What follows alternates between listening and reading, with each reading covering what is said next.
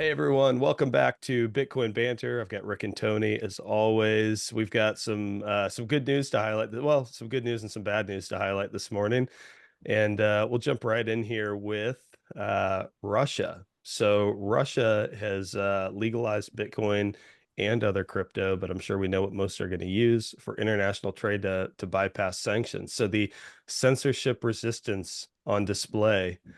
It's I think this is an interesting use case and one that we'll dive into. I want to point out one thing though, just so we're clear on the story. So it says that the legislation also includes regulations on cryptocurrency mining and the circulation of other digital asset, but maintains the ban on cryptocurrency payments within Russia.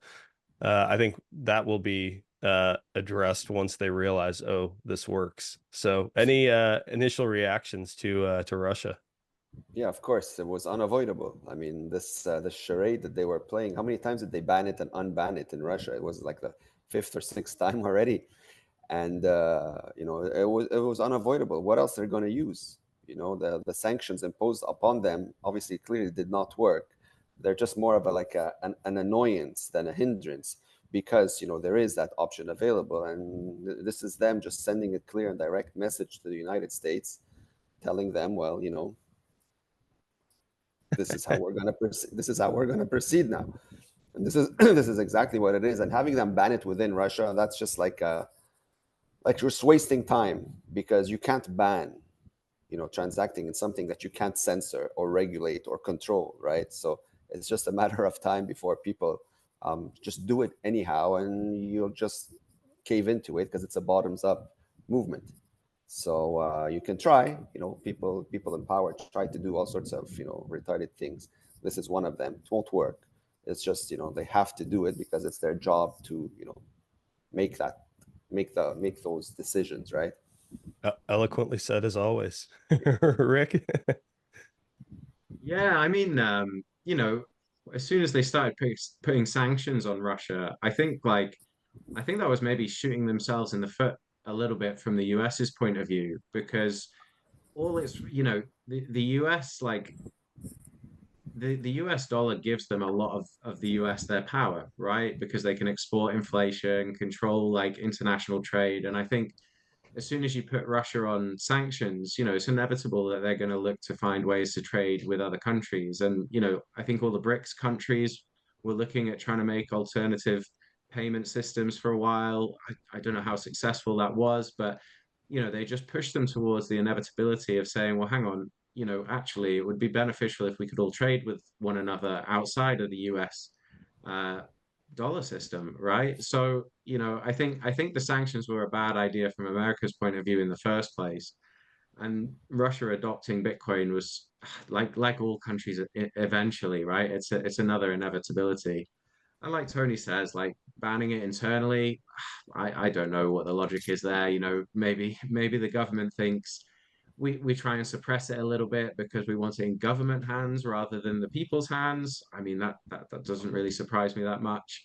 But like Tony says, it's all smoke and mirrors, right? You can say we're going to ban something. I mean, China God, over the years, I've seen China ban and unban Bitcoin like 7 or 8 times. Like it falls on deaf ears now. You just think, I remember the first time China came out and said they were going to ban Bitcoin. It was pretty funny. Like the whole market, man, you should have seen Bitcoin Twitter back then. Like everyone was running for the exits. Everything was on fire. It's quite amusing.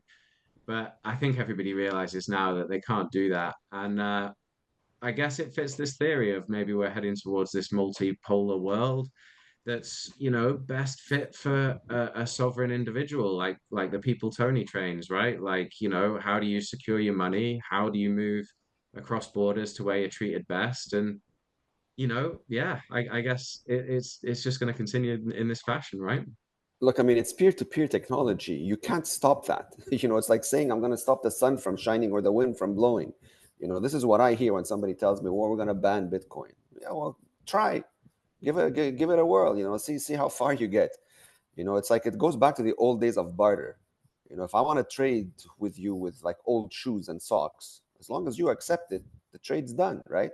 Who's going to stop it? You ban shoes and socks, okay, I'll use pencils and erasers. As long as you accept it, that's also fine. So peer-to-peer, there's like a million ways around any retarded decision to try to stop it. This is why it's absurd.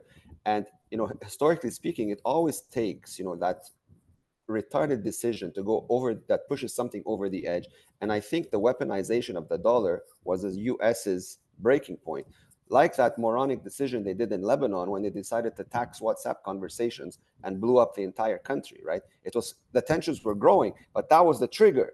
And it's not something nuclear. It's something as stupid as, taxing a WhatsApp conversation. Like, who even contemplates such a thing, right? So when you decide to weaponize money against a country, well, what do you think everybody else is going to think? Well, if they can fucking block money from reaching Russia, what are they going to do to me? Like, I'm going to be like disintegrated. So why would I still put myself in that predicament when I know there's an option nobody can touch? Yeah, But yeah. this is just an opportunity for one of Bitcoin's best use cases to be put on display for the world, right? Absolutely. This like that's what I think a lot of people don't realize is their hostility toward Bitcoin often turns into an advertisement. It's it's this is like real world practical stuff. You have all these talking heads. Well, Bitcoin has no use case except crime or money laundering or whatever. It's like no, here it is. Like this is it, and it's a large, energy-rich nation that's about to show the world how this can be used. And I don't even suspect Russia recognizes those implications. I think they just think they're coming up with like a clever workaround to, the fiat construct that they've found problems with. So, one comment, Tony, though, Bill Gates is trying to blot out the sun, I think. So we'll see if he succeeds. Bill Gates, I don't know what his future looks like, but I don't think it's going to be a very good one based on everything he's doing. Oh my gosh, yeah, it's a nightmare. All righty. Rick, closer to home for you. So the UK Treasury draws up plan. Actually, I say the UK. I don't really know how all of that works, but the Treasury draws up plans to bring capital gains tax in line with income tax to fix broken Britain. Uh, so obviously, I think we can all agree that taxes suck.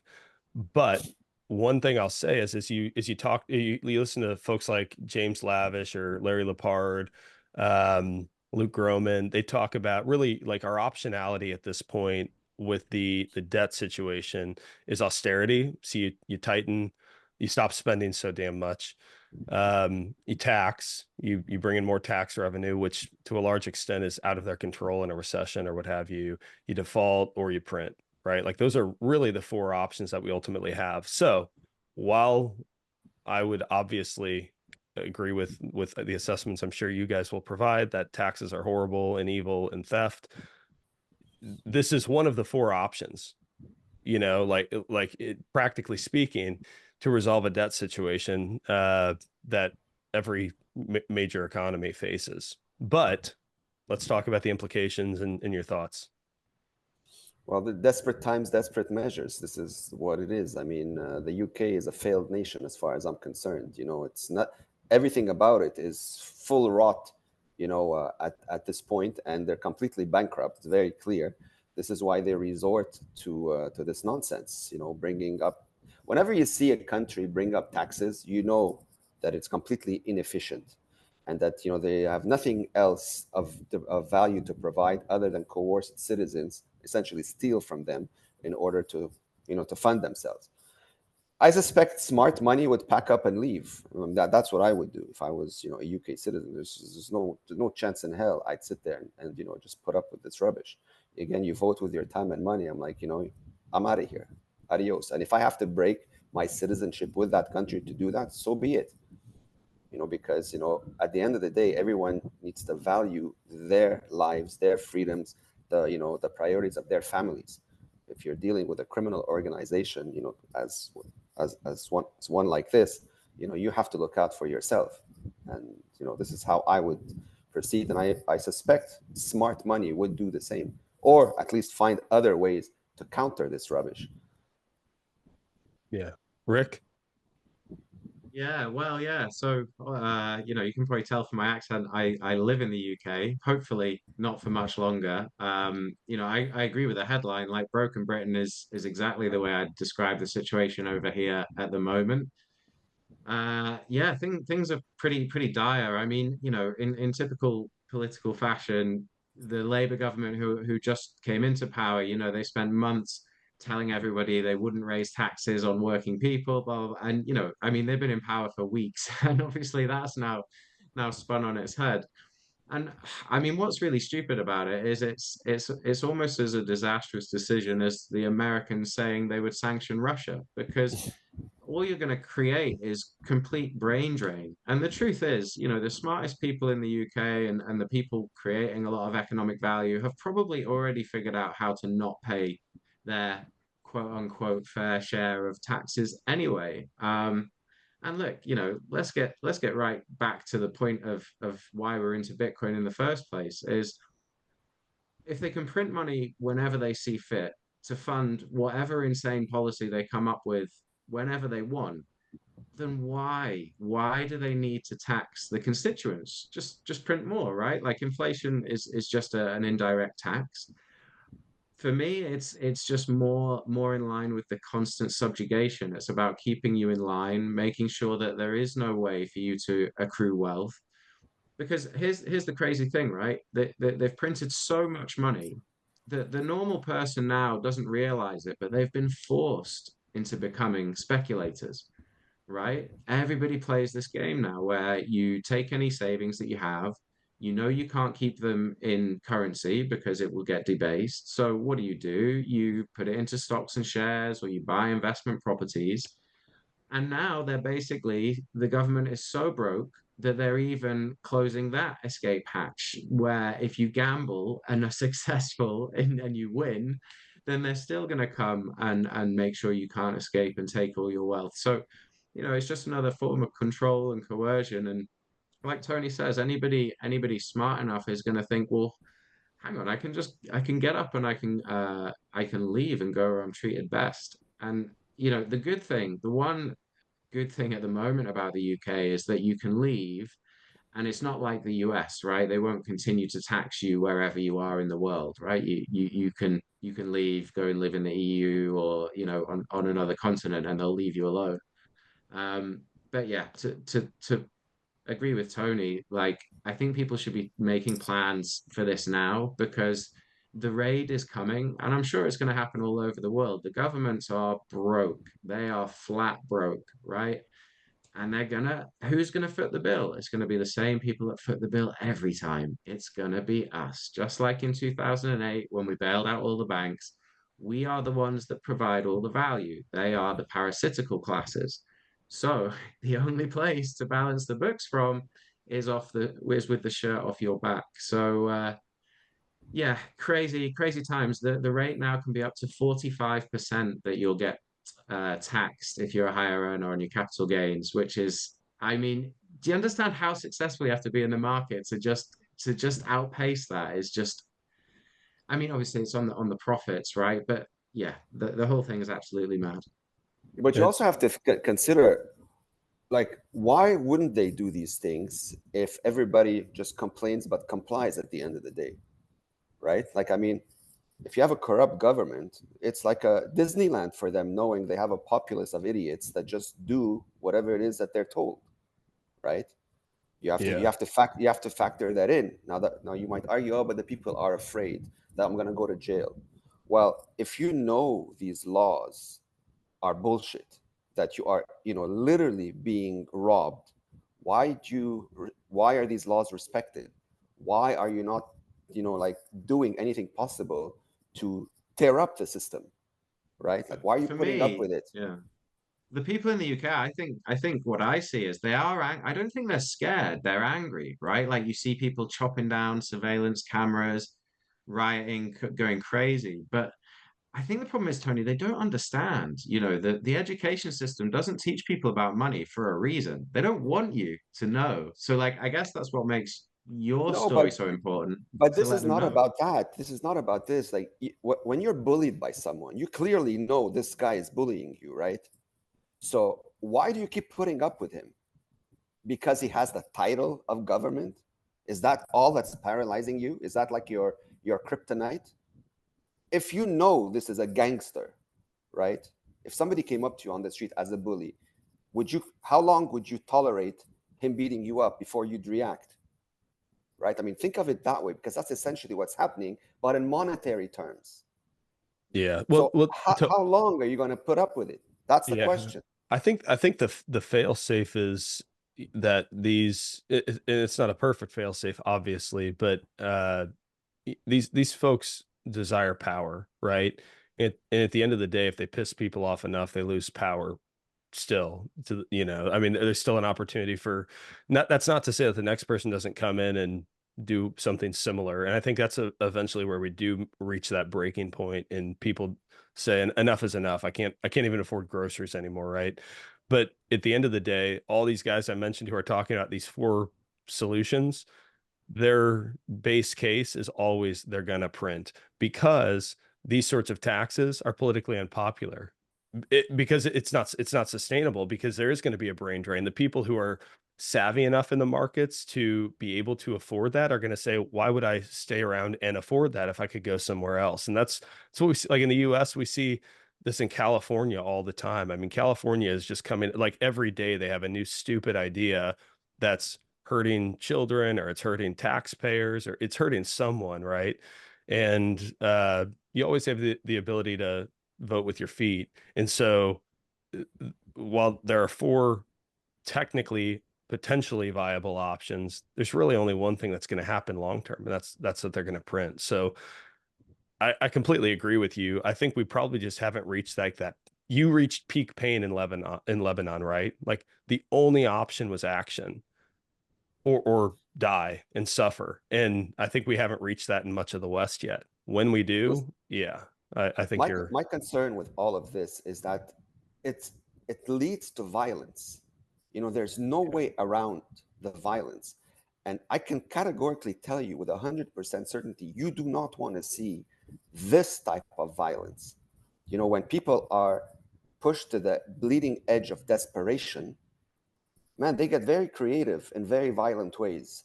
And this is why I keep saying it's a movie no one has seen before. So, how long are you going to put up with it before you have no other options but to turn to violence to survive?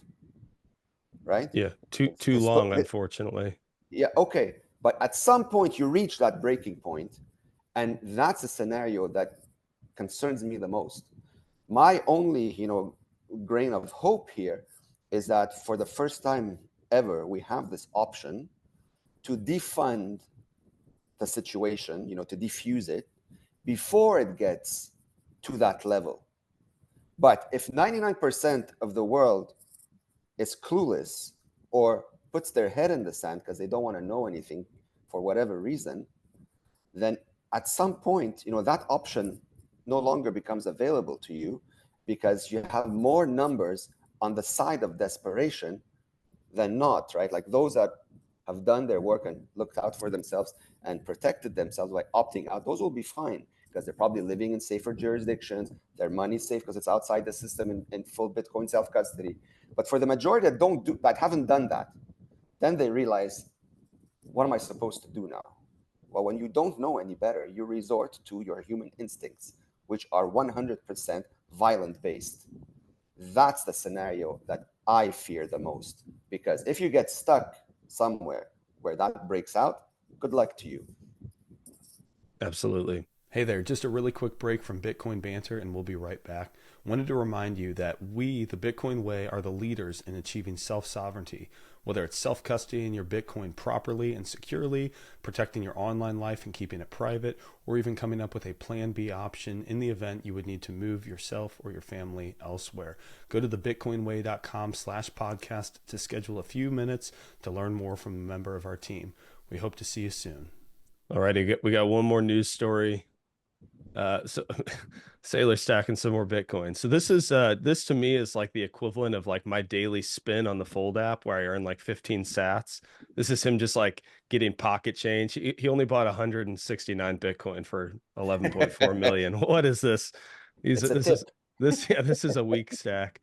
So they now hold well over 1% of the total final Bitcoin supply.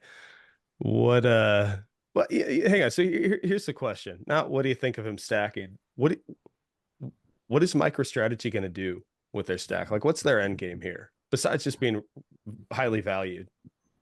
Well, it's clear to me that it's not about money anymore. There has to be something bigger planned, in the back end. I think he is perhaps thinking of becoming some sort of a bank, like a Bitcoin based bank at some point in the future, in some way, shape, or form. Because, like, what are you going to do with all this Bitcoin? Obviously, it's not about being rich. He's already cemented that. So there has to be some bigger purpose. If it's something as immature as just like a flex, look how much I have. Well, it's a bit silly, but I don't think someone, that intelligent, who would resort to something so immature. So I try to put myself in his shoes. Like, if I had all this Bitcoin and I continue to buy, like, what am I going to do with it? I would probably do something like a bank or some sort of structure where I can give back to the world, especially in areas that have not been privileged before, and sort of, like, elevate that part of humanity forward. This is what I would do. Because, I Mhm. mean, what am I going to hoard all this money for? For what? Like, even if I were to leave it to my generations, like, how much can they possibly do? Like, are they going to eat more? Are they going to fly more? Like, what are they going to do more? There's a certain point where it becomes, like, irrelevant how much money you have. So there must be some sort of bigger purpose. At least I hope there is in his case, because otherwise, I don't know why he's doing it. Like, you'd have to ask him. Rick, any thesis on this? Yeah, I mean, it's Tony brings up some interesting points because I've thought similar things about other people where I just couldn't get my head around it. Like Warren Buffett and Charlie Munger. Like sometimes you look at guys at that age and you think like, God, you're worth so much money, right? It's like I always describe it like this. Imagine having a fridge full of cheese, right? And looking in the fridge and being like, oh, I must go to the shop and get more cheese. I mean, they have such an unfathomable amount of cheese, right? Like, why would you ever want more? But I think like I think some people just love the game. They just love the accumulation game, and hey, I think the other thing that Saylor's doing is just fascinating, right? Because what he's doing is he's diluting his shares, right, to raise more paper to put back into Bitcoin, right? Then the Bitcoin rises in value, which increases the share value, right, over time as well. And then what does he do? Then he dilutes the shares again and gets more paper. And then he takes this paper and he buys more Bitcoin with it, and then Bitcoin goes up in price. And it's like this infinite money glitch that he's discovered. It's almost like Michael Saylor and MicroStrategy have kind of got their own money printer now. But the weird thing is it's like he describes it, a speculative attack on the US dollar. And I mean, hey, look, we wonder why he keeps doing it. I don't know if I'd suddenly found my own system for, gathering this much Bitcoin. I guess it's pretty fun to do, pretty Yeah, addictive. yeah. Yeah, man, crazy. And I like Tony. Like I don't know anything about Michael Saylor, right? Never met the man. Seems on all his podcasts very measured and clearly intelligent. But I don't know what turns him on and what he likes to do. Like maybe he just wants to go fishing when he's older, or who knows? But I love the idea that he might do something positive for the world with it. Let's hope so. But yeah, I mean, look, that would be a lovely thing, but I guess we can't count on it. So, I mean, I don't know how many more signals people need, but maybe, just maybe, they should acquire some and have their own little micro strategy for their own treasury, right? Because like you got Donald Trump on stage talking about Bitcoin reserves for the US government. You've got Michael Saylor and MicroStrategy own 1% of the supply. We must by this point be miles away from the point where everyone thinks, well, this might but die next year. Well, clearly not, right? So yeah, I hope people. It's fascinating to watch, but I hope people take the signal that like, boy, you're running out of time and competing with these buyers. That's like something else. So it seems, inflation adjusted, Bitcoin is ridiculously cheap right now, in my opinion. By the way, I hate talking about price. I'm thinking about what it's worth in 20 years, by the way. I have no idea what it'll be in 6 months, 12 months, 18 months. But to me, I think it looks like a deal. I'm certainly trying to acquire more. So Well said. Yeah, Yeah, you're going, Tony.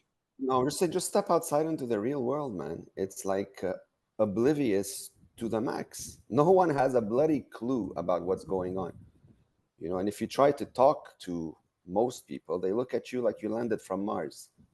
yeah, I don't, Tony. I only speak to Bitcoiners now. I don't have to, I just can't handle it anymore, bro. The worst answer I got, actually, it was the most shocking answer, was when I was trying to describe it to a waiter at a restaurant, and you know what his response was? Does the government allow it? Is it legal?